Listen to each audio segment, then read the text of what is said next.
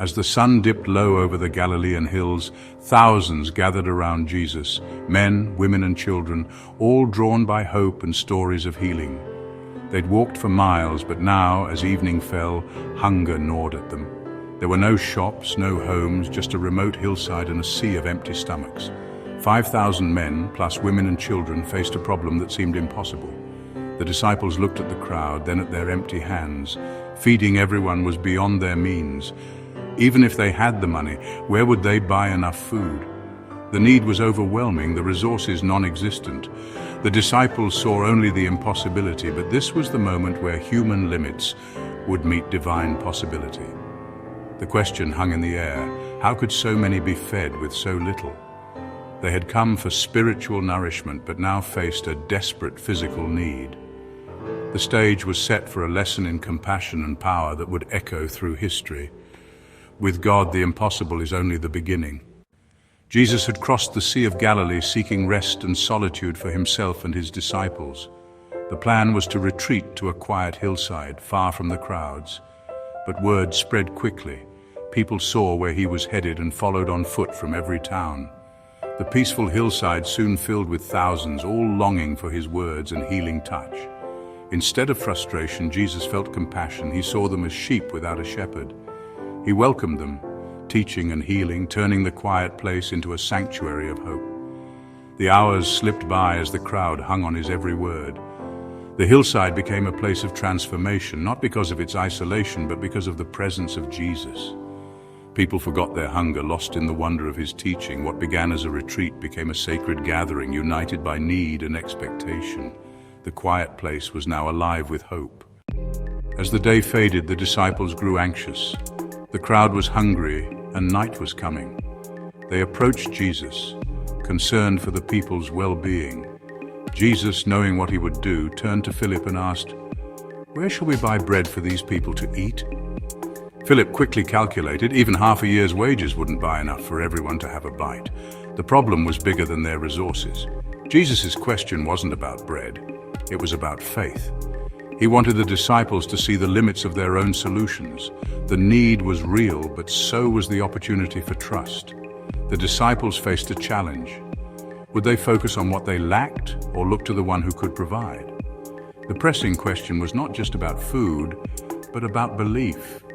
Jesus was leading them to the edge of their abilities, ready to reveal what only God could do. The answer would come, but not in the way they expected. The disciples suggested sending the crowd away to find food, practical but limited. Jesus replied, "You give them something to eat." The command seemed impossible. Their resources were tiny compared to the need.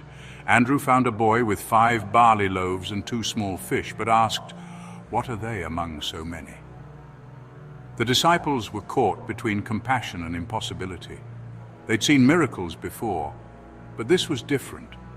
This was about substance, not just healing. Their faith was stretched to the breaking point. All they could see was the problem, not the potential. The boys' small lunch seemed laughable, yet it was all they had. Jesus' challenge forced them to confront their own limits. The dilemma was clear: obey a command they couldn't fulfill, or trust in something greater. The disciples' doubt was real, but so was the opportunity for faith. The solution was nowhere in sight, yet. Sometimes the smallest offering is the beginning of a miracle. The disciples were about to witness the impossible. Amid the uncertainty, a young boy stepped forward with his lunch: 5 barley loaves and 2 small fish. It was a humble meal, just enough for one child. Yet he offered it all, trusting it could help. He didn't hoard it or dismiss it as too small. His simple act of generosity became the turning point. The boy's faith stood in contrast to the disciples' doubt. He gave what he had, believing it could make a difference. In Jesus' hands, even the smallest gift has potential. The boy's offering was a seed of hope in a field of need. God doesn't ask for what we don't have, just what we're willing to give. The boy's lunch was about to become more than enough. Sometimes the greatest miracles begin with the smallest gifts. Faith, not quantity, is what matters most. Jesus took the boy's lunch and instructed the crowd to sit down in groups on the grass. There was no chaos, just anticipation.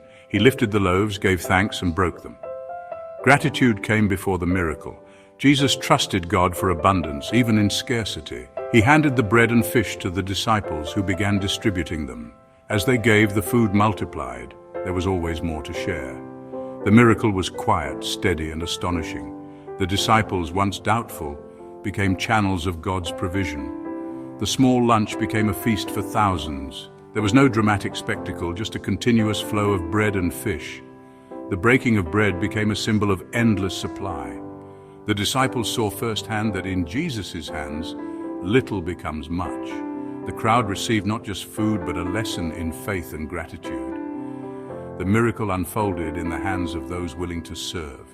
Scarcity was transformed into abundance. Everyone ate until they were satisfied, no one left hungry. The hillside, once filled with anxious murmurs, now buzzed with joy and contentment. There was no rationing. All received as much as they wanted. Families shared, children laughed, and awe filled the air.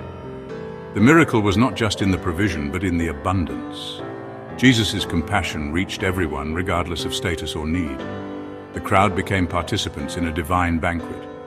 The meal was more than physical, it was spiritual nourishment. The people experienced firsthand the generosity of God.